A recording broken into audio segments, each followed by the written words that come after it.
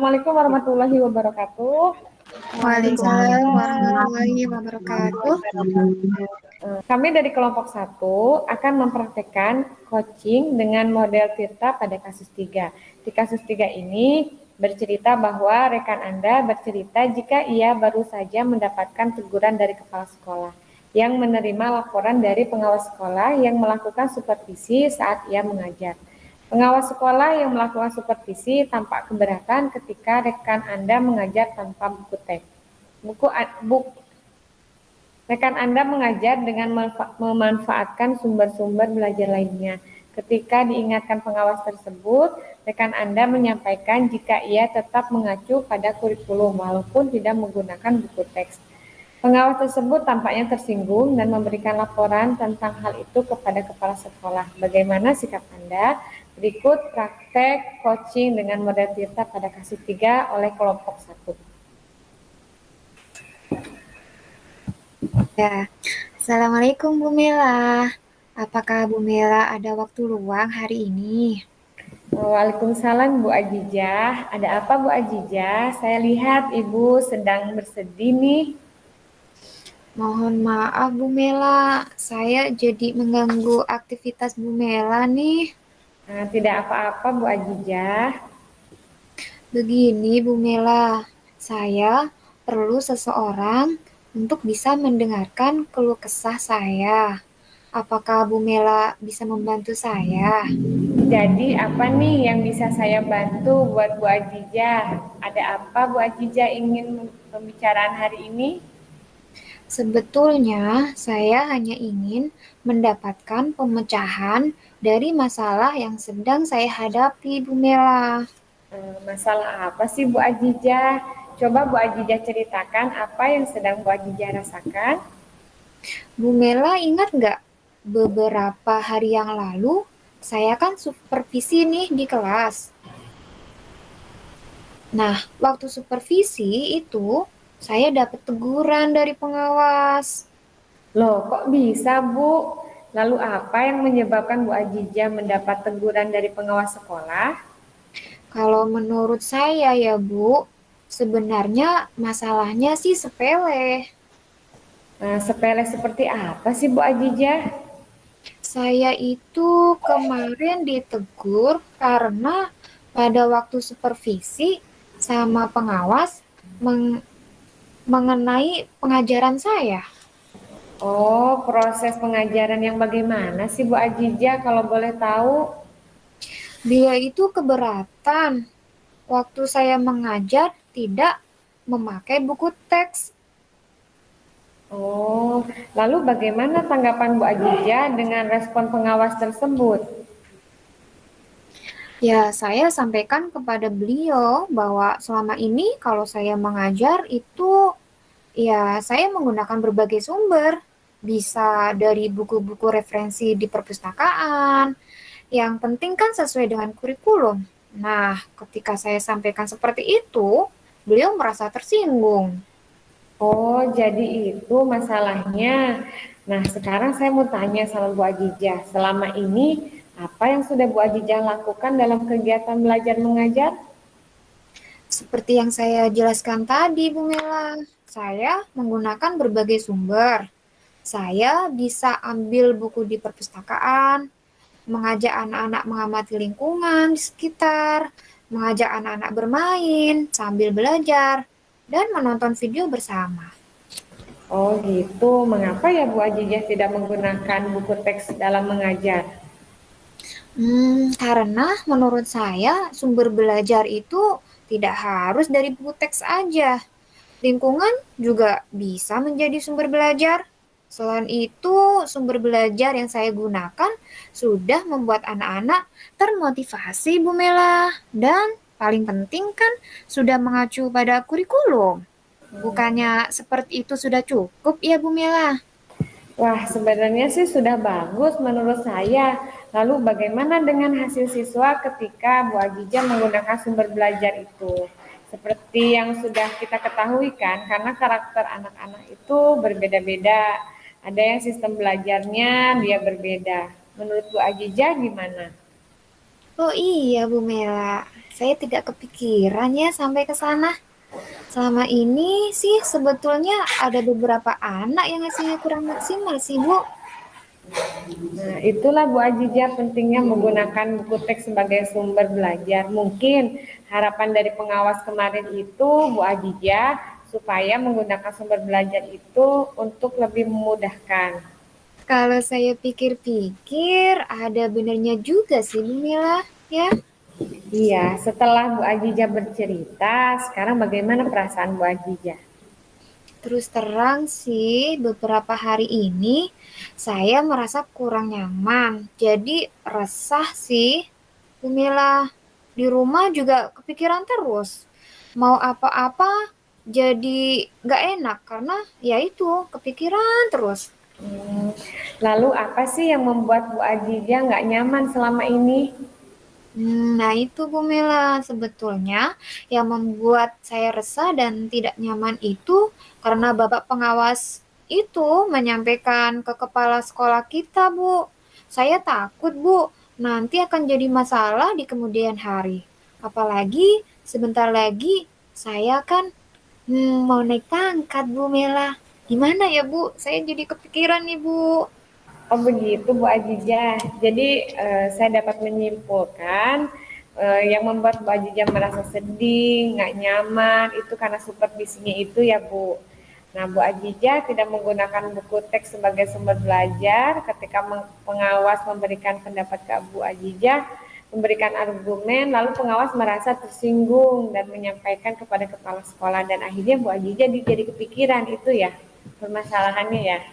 Iya, betul Bu Mela. Kira-kira nanti saya dipanggil nggak ya? Atau ditegur nggak ya sama kepala sekolah?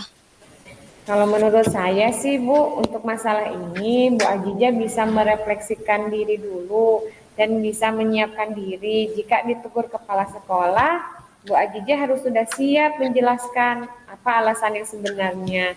Mulai dari yang supervisi, terus saat Bu Ajija ditegur pengawas, terus saat Bu Ajija memberikan argumen. Ah, Bu Mela ini mudah-mudahan ya Bu Mela. Iya, nah dari yang sudah Bu Ajija sampaikan tadi, lantas apa rencana Bu Ajija ke depannya? Saya berniat menemui kepala sekolah kita, Bu, untuk membicarakan hal ini. Barangkali nanti beliau juga memberikan solusi. Benar. Lalu ada hal lain selain ini? Saya juga akan mencoba menemui pengawas kita, Bu. Saya akan minta maaf kepada beliau. Kemudian terkait proses mengajar, saya ke depannya, saya juga akan menggunakan buku teks. Sekaligus, jika bertemu beliau, saya ingin berkomunikasi. Bagaimana sih proses belajar mengajar yang baik? Benar. Lalu baiknya seperti apa ya proses belajar mengajar di kelas menurut Bu Ajija? Setelah ini mungkin saya akan memakai buku teks juga sumber belajar yang utama sebagai sumber belajar yang utama. Walaupun nanti sumber belajar yang kemarin-kemarin sudah pernah saya gunakan itu juga sih akan sayang sih. Kemarin anak-anak sudah antusias belajarnya. Langkah yang Bu Ajija ambil itu sudah tepat. Saya setuju dengan idenya Bu Ajija menggunakan buku teks. Alhamdulillah Bu Mela, sekarang saya sedikit agak lega. Jujur, saya sebelumnya takut mengambil langkah dalam menyelesaikan hal ini. Apalagi kalau berhubungan dengan atasan. Awal agak was-was. Oh, Takutnya nanti salah langkah. Alhamdulillah kalau Bu Ajija sekarang sudah merasa lega. Lalu dari yang Bu Ajija rencanakan tadi, ada komitmen yang akan Bu Ajija lakukan setelah ini yang direncanakan? Kalau hal itu sih Bu, dalam proses belajar mengajar, tentu saja saya akan tetap mengacu pada buku kurikulum. Kemudian, saya juga akan mematuhi aturan-aturan yang ada, termasuk dari pengawas yang mengharuskan menggunakan buku teks dalam mengajar. Setelah ini selanjutnya rencana Bu Ajija apa? Saya akan mencoba berkomunikasi dengan Bu Ayu, karena Bu Ayu mengajar di jenjang yang sama dengan saya. Jadi, kami bisa sama saling jadi kami sama-sama bisa saling mengingatkan. Nah, ide bagus tuh Bu Ajijah. Semoga masalahnya bisa terselesaikan ya Bu Ajijah. Bu Ajijah juga dapat bekerja dengan rasa yang nyaman, aman, tanpa dihantui rasa yang tidak nyaman. Amin. Terima kasih banyak Bu Mela. Terima kasih juga atas waktunya. Sudah mau mendengarkan keluh kesah saya. Sekarang saya jadi sedikit lega. Bu Mela, semoga kita menjadi guru-guru yang menjadi teladan baik untuk anak-anak kita. Amin, amin ya Rob. Sama-sama Bu Ajijah. Baik Bu Mela, saya ada jam mengajar lagi nih. Saya mau ke kelas dulu ya. Nah, baik Bu Ajijah, silahkan. Assalamualaikum Bu Mela. Waalaikumsalam warahmatullahi wabarakatuh.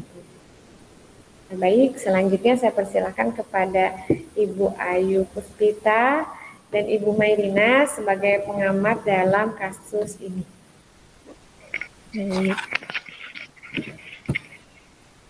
Assalamualaikum warahmatullahi wabarakatuh. Terima kasih